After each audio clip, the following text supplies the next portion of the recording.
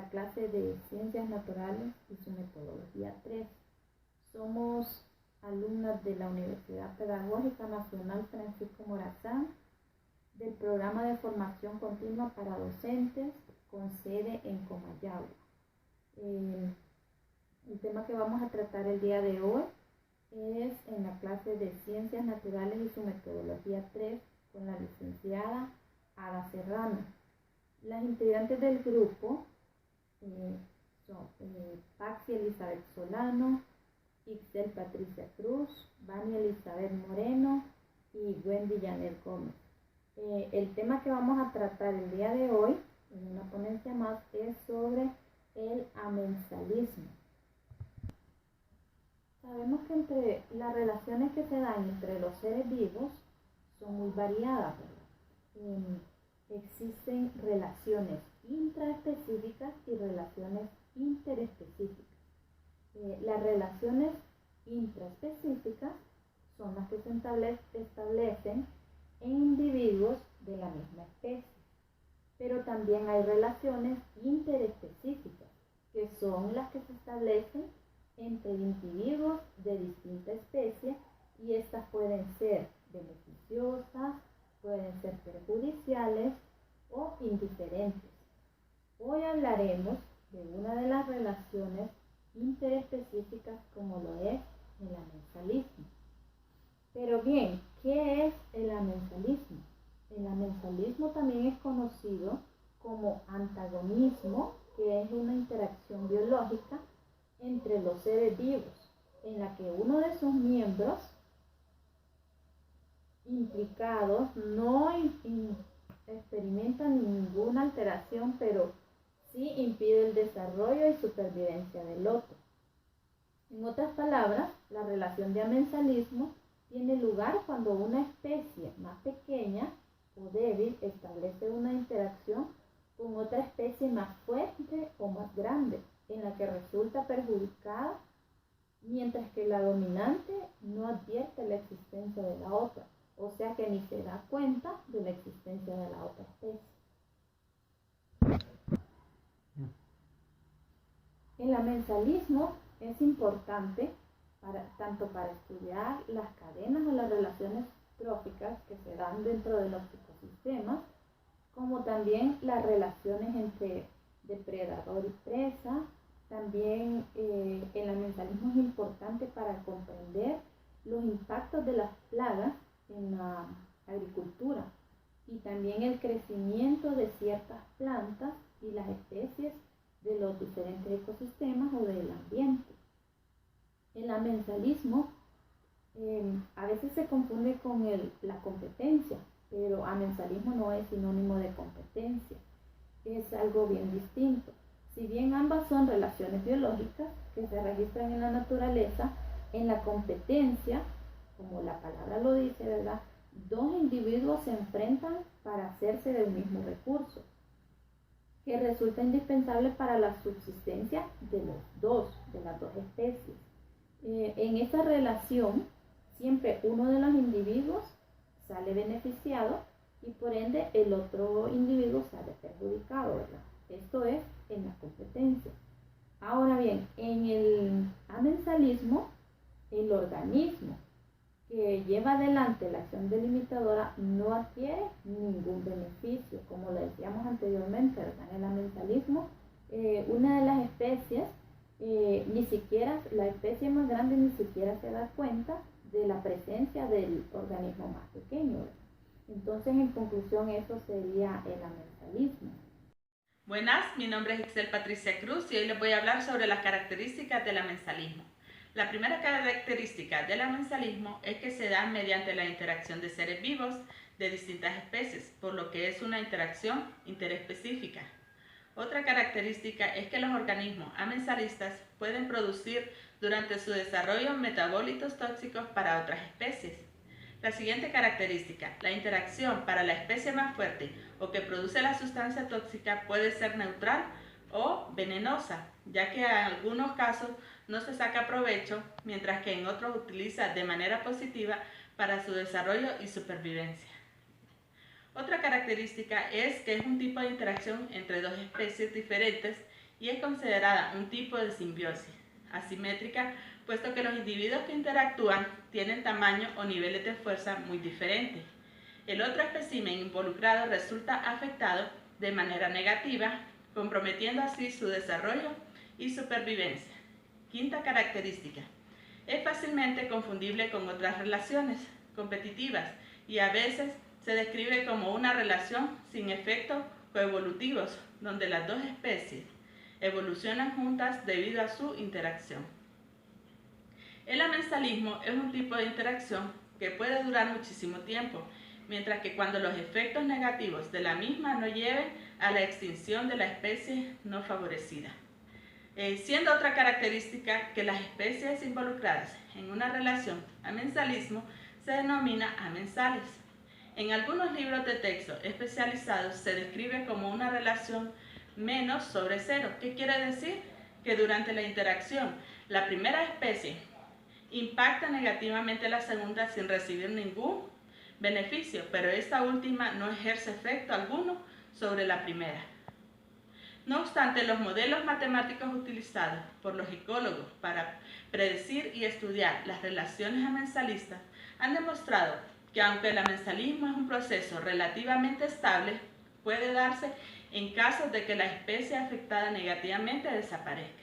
La última característica, esto significa que algunas relaciones amensalistas entre especies pueden ser de una forma suave o prolongada, de depredación, ya que una de las dos especies contribuye con la desaparición de la otra, aunque sin recibir ningún beneficio a cambio.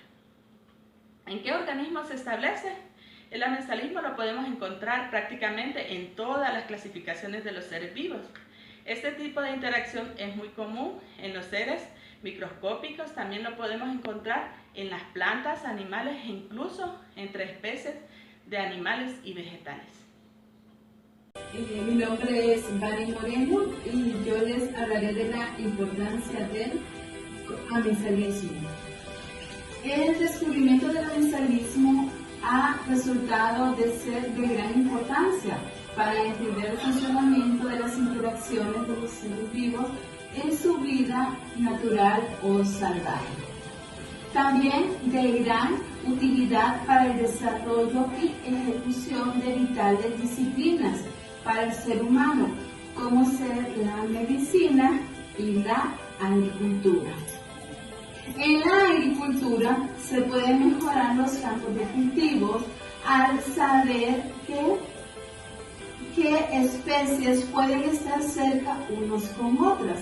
También puede usarse como controladores biológicos y manejar la aparición de posibles plagas.